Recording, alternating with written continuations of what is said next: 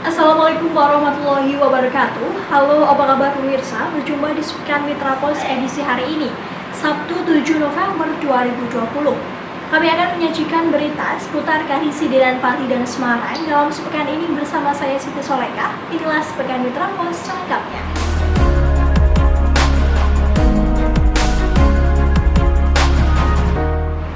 Diawali dengan berita pertama pemirsa, dua tanggul di Kecamatan Margoyoso tak kuat menahan aliran sungai hingga mengakibatkan jebol pada Sabtu 31 Oktober 2020 malam.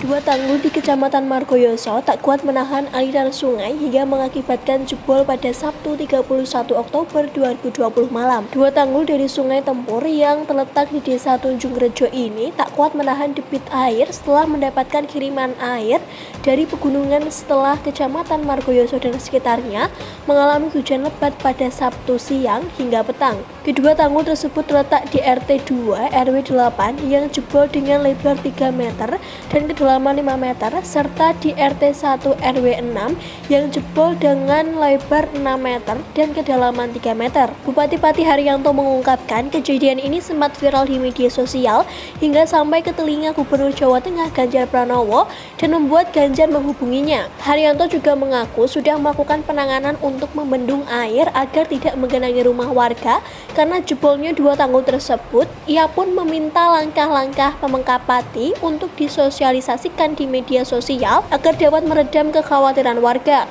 Sementara itu, pada Minggu 1 November 2020 kemarin, Kepolisian Resor Pati menggelar kerja bakti dan menambal tanggul yang jebol dengan membuat tanggul darurat. Kegiatan ini diikuti puluhan personil Polres Pati beserta elemen masyarakat dan Dinas PUPR serta dipimpin secara langsung oleh Kapolres Pati AKBP Ari Prasetya Syafaat. Dari Pati, Umar Hanafi, Mitra Pos melaporkan. Sebanyak 4 ruangan belajar di Sekolah Dasar Negeri 2 Ngarus, Kecamatan Pati, Kabupaten Pati ambruk. Peristiwa ini baru diketahui pada pagi hari, Senin 2 November 2020, pukul 5 waktu Indonesia Barat.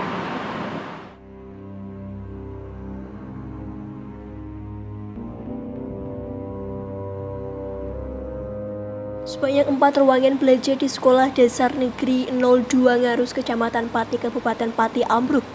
Peristiwa ini baru diketahui tadi pagi, 2 November 2020, pukul 5 waktu Indonesia Barat. Ambruknya bangunan tersebut diduga disebabkan oleh lapuknya kayu yang menopang bangunan. Ditambah lagi angin dan hujan yang konstan mengguyur Pati beberapa hari yang lalu, otomatis sebabkan ambruknya bangunan. Hermanda, penjaga sekolah memaparkan diketahui sejak hari Jumat 30 Oktober 2020, bangunan sudah terlihat miring.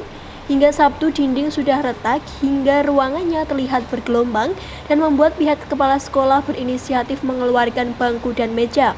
Puncaknya di Minggu malam, keempat ruangan tersebut ambruk dan baru diketahui pukul 5 waktu Indonesia Barat. Hermanda menambahi ada beberapa alat yang hancur tertimpa bangunan tersebut. Dari Pati, Moh Anwar, Mitra Pos melaporkan.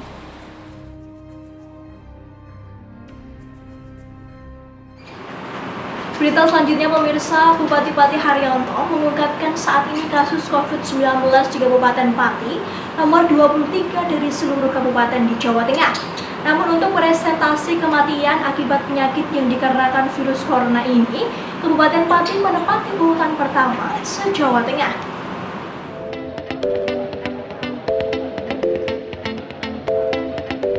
Bupati Pati Haryanto mengungkapkan saat ini kasus COVID-19 di Kabupaten Pati nomor 23 dari seluruh kabupaten di Jawa Tengah.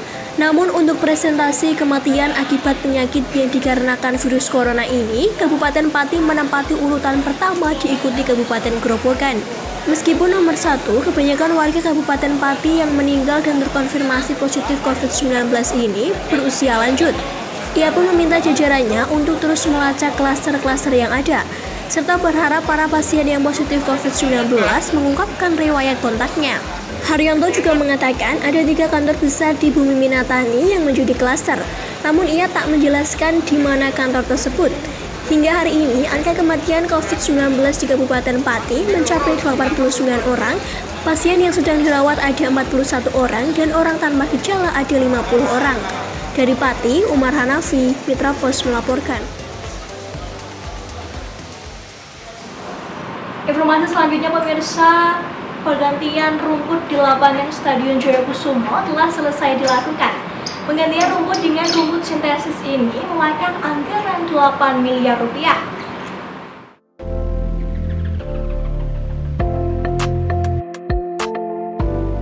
Penggantian rumput di lapangan Stadion Jayakusumo telah selesai dilakukan. Penggantian rumput dengan rumput sintetis ini memakan anggaran 8 miliar. Bupati Pati Haryanto mengatakan seharusnya anggaran pembangunan Stadion Jayakusumo pada tahun ini sebesar 19,99 miliar. Namun karena adanya refocusing anggaran untuk penanganan virus corona, anggaran ini dipangkas dan hanya menyisakan 8,7 miliar. Hal ini membuat pihaknya hanya membangun rumput lapangan pada tahun ini. Awalnya, pihaknya juga berencana membangun jalur lintasan. Pihaknya telah menganggarkan pembangunan Stadion Jayakusumo sebesar 16 miliar pada APBD tahun 2021. Dari Pati, Umar Hanafi, Mitra Pos melaporkan. Gubernur Jawa Tengah Ganjar Pranowo telah berkomunikasi dengan Hendra Prihadi, calon wali kota Semarang yang saat ini dirawat karena positif COVID-19. Menurutnya, sang petahana dalam kondisi baik.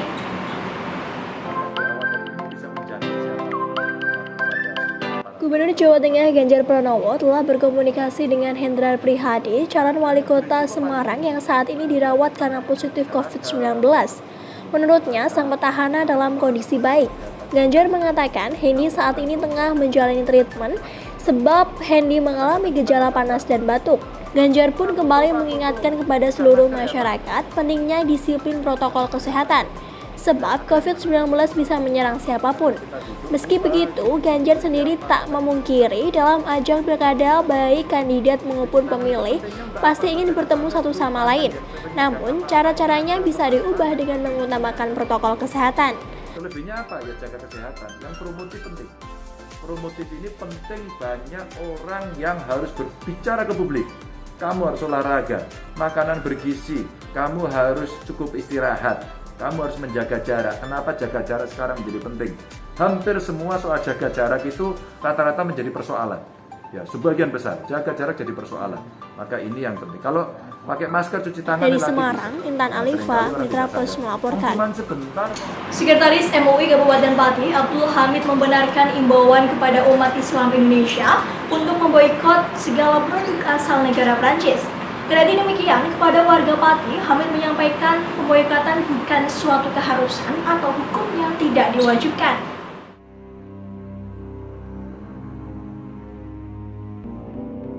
Sekretaris MUI Kabupaten Pati, Abdul Hamid membenarkan imbauan kepada umat Islam Indonesia untuk memboikot segala produk asal negara Prancis. Kendati demikian, kepada warga Pati, Hamid menyampaikan pemboikotan bukan suatu keharusan atau hukumnya diwajibkan. Hamid mengatakan di tingkat Kabupaten Pati isu pemboikotan tersebut tidak akan sepanas di kota-kota besar. Pasalnya, produk-produk dari Prancis jarang dikonsumsi oleh warga daerah. Sebelumnya, diketahui Presiden Prancis beberapa waktu lalu mengomentari pembunuhan terhadap seorang guru di luar kota Paris yang menunjukkan kartu Nabi Muhammad pada para murid-muridnya di kelas dan berkomentar tentang Islam separatis. Hal tersebut memicu reaksi negatif dari berbagai pihak khususnya Indonesia yang notabene didominasi penganut agama Islam. Dari Pati, Moh Anwar, Mitra Pos melaporkan.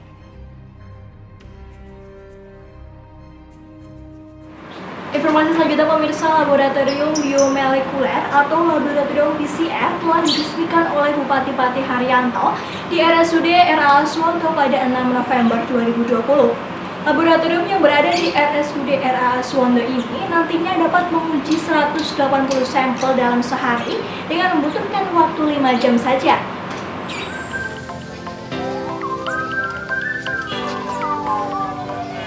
Laboratorium Bimolekuler atau Laboratorium Polimerasi Chain Reaction yang telah diresmikan oleh Bupati Pati Haryanto di RSUD RAA Suwondo pada 6 November 2020. Laboratorium yang berada di RSUD Suwondo ini nantinya dapat menguji 180 sampel dalam sehari dengan membutuhkan waktu 5 jam saja. PLT Direktur UPT RSUD RAA Suwondo Pati, Pirno mengungkapkan laboratorium ini nantinya operasionalkan petugas dalam 2 shift dalam sehari. Setiap shift pihaknya mampu menguji 90 sampel. Pirno mengungkapkan laboratorium ini disiapkan sejak Agustus, namun anggaran ditetapkan pada Oktober dan selama 1 bulan pihaknya mampu menyelesaikan laboratorium untuk menguji sampel dari tes swab ini. Pirno menjelaskan izin penetapan ini berdasarkan Peraturan Menteri Kesehatan Nomor 5 Tahun 2020. Saat ini pihaknya masih mengupayakan perizinan ini. Meskipun belum memiliki izin penetapan secara tertulis, Pirno mengaku sudah meminta izin secara lisan dan sudah diperbolehkan untuk beroperasi. Pirno mengaku sudah melakukan uji coba mengoperasikan laboratorium ini. Ada 24 sampel yang diuji pada 5 November 2020. Dari jumlah tersebut, 3 diantaranya positif COVID-19. Sementara itu, Bupati Pati Haryanto menyambut baik dengan adanya laboratorium ini. Dengan adanya laboratorium ini, ia yakin pencegahan penyebaran COVID-19 dapat dilakukan secara maksimal. Dari Pati, Umar Hanafi, Mitra Pos melaporkan. Informasi tadi sekaligus menjadi sajian akhir dari Sepekan Mitra Pos untuk edisi hari ini. Informasi mengenai berita dan kejadian terupdate sekali Siniar Pati dan Semarang dapat Anda akses di www.mitrapos.com. Dan kini saatnya saya, Siti Soleka, beserta seluruh kerabat kerja yang bertugas selamat undur diri. Terima kasih atas perhatian dan kebersamaan Anda. Wassalamualaikum warahmatullahi wabarakatuh. Tetap patuhi protokol kesehatan dan sampai jumpa.